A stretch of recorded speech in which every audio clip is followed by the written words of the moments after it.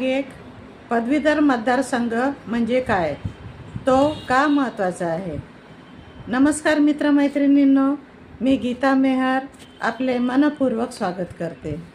गेल्या काही दिवसापासून मला फोन आणि मेसेजेसवर विचारत आहेत की पदवीधर मतदान नोंदणी म्हणजे काय, यात कोण पात्र असतात, फॉर्म कसा भरायचा, कोणती कागदपत्रे लागतात, अर्ज केल्यानंतर पुढे काय करायचं।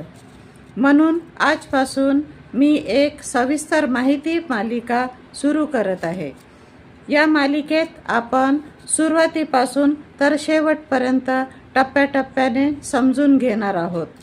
जर तुम्ही पदवीधर असाल किंवा तुमच्या कुटुंबात, मित्रपरिवारात किंवा ओळखीच्यांमध्ये पदवीधर असतील तर ही मालिका त्यांच्यापर्यंत नक्की पोहोचवा।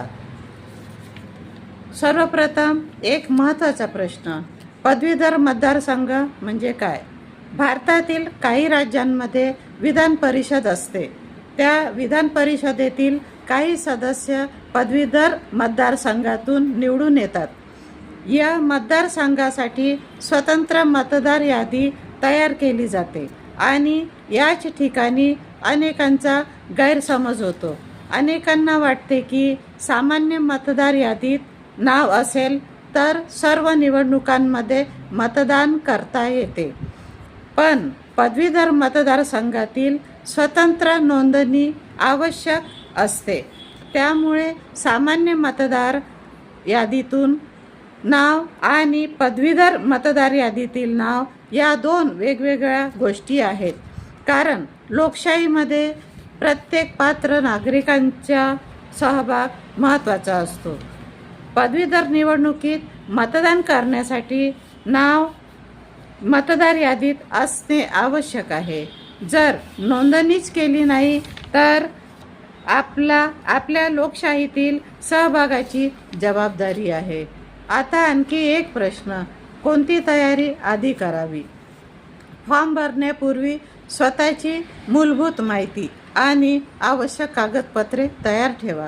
अधिकृत सूचनांनुसार कोणती कागदपत्रे आवश्यक आहेत याची खात्री करा। अर्ज भरताना प्रत्येक माहिती काळजीपूर्वक भरणे महत्त्वाचे आहे।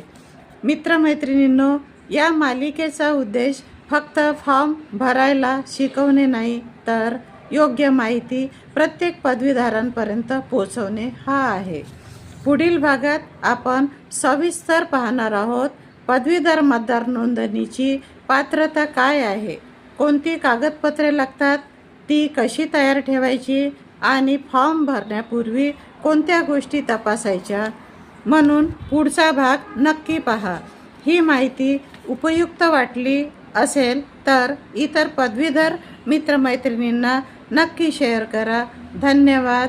जय हिंद, जय भारत।